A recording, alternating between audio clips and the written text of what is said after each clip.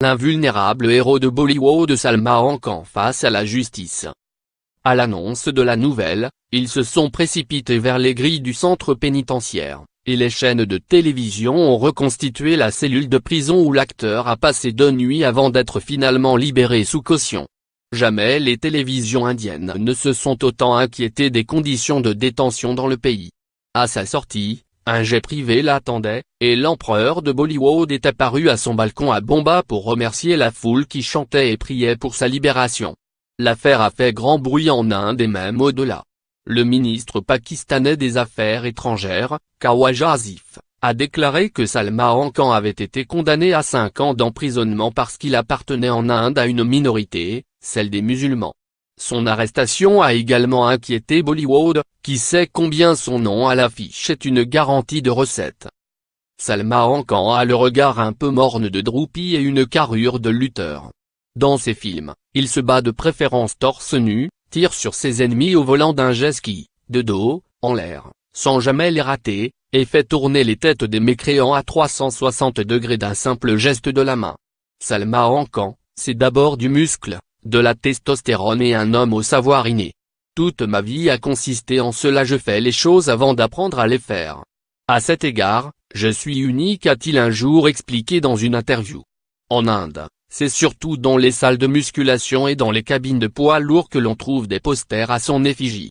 Salman Khan est le héros de la classe moyenne et des villes moyennes, de ceux qui rêvent de gloire et d'argent sans avoir à présenter de diplôme.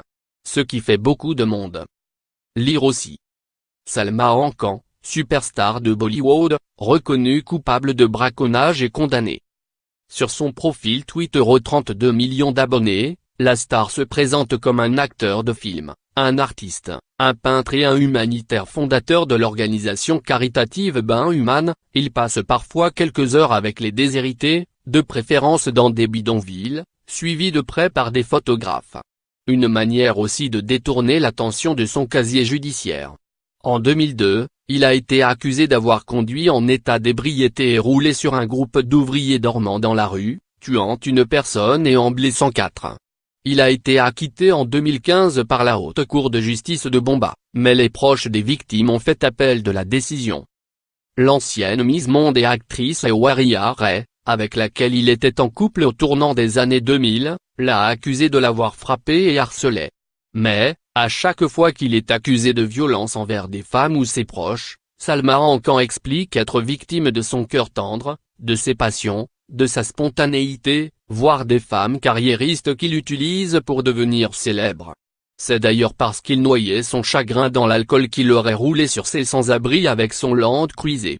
Khan n'est que l'un de ces nombreux exemples d'hommes violents qui n'est jamais tenu responsable pour sa violence, résume la journaliste Nishita Jha dans un article publié sur le site Tevir et intitulé La masculinité toxique de Salman Khan.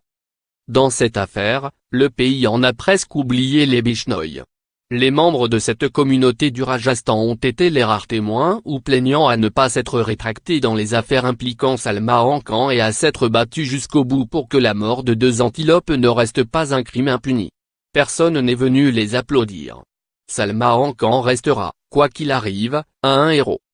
Lire aussi. Salman Khan, le chauffard de Bollywood.